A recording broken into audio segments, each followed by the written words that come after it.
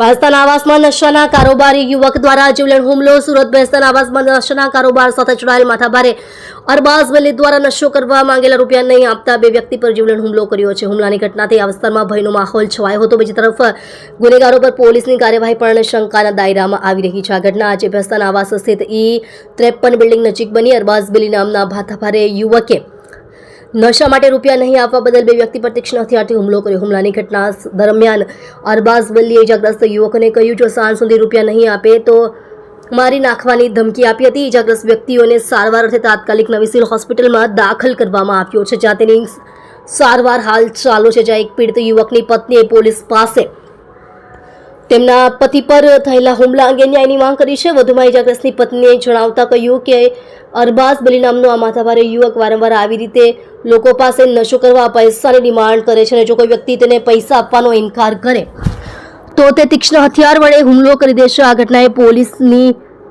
ડિંડોલી પોલીસની કામગીરી સામે સવાલો ઊભા કર્યા છે. પોલીસની હપ્તાખોરીના કારણે ભેસ્તાન આવાસમાં ગુનેગારો બેખોફ થઈ ગયા છે અને ખુલ્લેઆમ ગુના કરી રહ્યા છે. હવે જોવાનું રહ્યું કે પીડિત પરિવારને ન્યાય ક્યારે મળશે.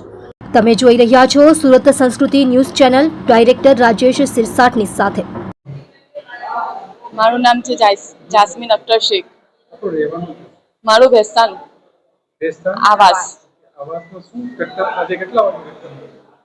અમે તો જ્યાંથી અમે પેલું નવસારી બજારમાં ઘર તૂટી ગયા ત્યાંથી અમે અહીંયા જ રહીએ છીએ. અમને આ ઘટના થઈ છે 1.5 વર્ષ. આ ઘટના એવી થઈ કે સર અરબાઝ બિલ્લી નામનો છે, એ છે ને તે ગુંડો છે ત્યાંનો.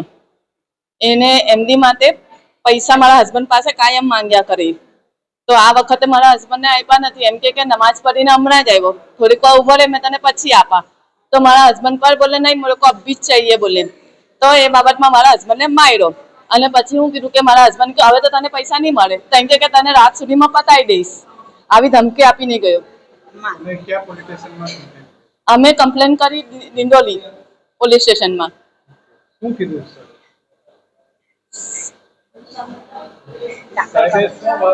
અમને સાહેબે એવું કીધું કે સિવિલમાં મોકલેલા અમને 108માં બેસાડીને અને રિપોર્ટ કરાવ્યો છે. અમે બે જણાને માર્યો છે. બે જણાના બેના નામ બતાવો.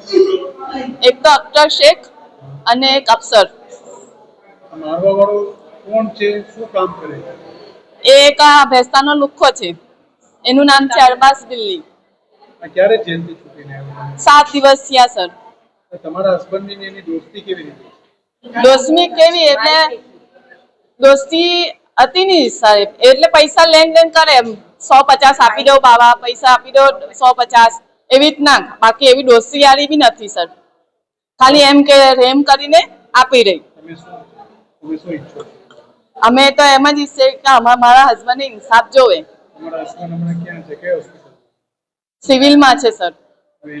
બે જણાને માર્યો છે તો બે સિવિલમાં છે? હા, બંને સિવિલમાં જ છે સર.